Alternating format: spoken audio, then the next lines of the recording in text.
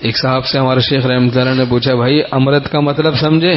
وہ MSc تھے غالباً. پوچھا امرت کا مطلب سمجھے گا؟ ہاں سمجھا. کیا سمجھے؟ کہا کہ امرود اور امرت دھارا.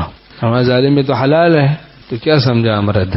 ہم نے کہا امرت سے بچو، تو ان سے کیسے بچو؟ امرود سے بچو، امرت دھارا سے بچو. امرت بے داڑھی مونچھ کے لڑکے کو کہتے ہیں. امرت یعنی بے داڑھی مونچھ کے لڑکوں سے دور رہنا چاہیے. نہیں علاج کوئی ذوق حسن بینی کا مگر یہی کہ بچہ آنکھ بیٹھ گوشے میں. بازے کہتے ہیں بھائی میلان نہیں ہے. ہمارے تولا رحمۃ اللہ فرماتے تھے بھائی بے داڑھی مونچھ کے لڑکوں سے احتیاط کرو. نہ دیکھو کسی تار میں لائٹ گئی ہو، بجلی نہ ہو، کوئی عاقل اس کو پکڑتا نہیں. ہو سکتا ہے پکڑے اسی وقت لائٹ آ جائے، کرنٹ لگ جائے، مر جائے. کرنٹ نہیں آ رہا، میلان نہیں ہو رہا، پھر بھی نہ دیکھے. احتیاط میں بلا اختلاف نفع ہے. اور ویسے بھی بے داڑھی مونچھ کے لڑکوں کو نہیں دیکھنا چاہیے. قوم لوط پر جو عذاب آیا 6 لاکھ کی بستی کو حضرت جبرائیل علیہ السلام نے ایک پر سے اٹھا کے آسمان تک لے گئے. پہلے آسمان تک، پھر وہاں سے پٹخ دیا اور ان پر پتھر برسائے گئے.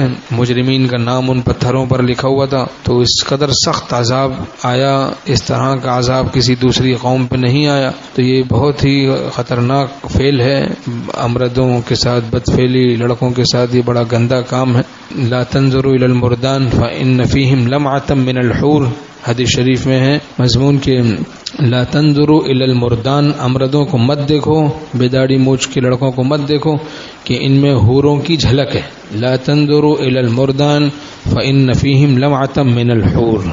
یہ صوفیوں کی محض بات نہیں ہے. ہاں وہ لوگ جو معترض ہوتے ہیں اصفیاء پر، ان کے لیے کہی جاتی ہے کہ محض صوفیوں کی بات نہیں. یہ کوئی یعنی اصفیاء کی اپنی بنائی ہوئی بات نہیں ہے بھائی. یہ تو شریعت ہی کا حکم ہے جس کو وہ واضح کر دیتے ہیں.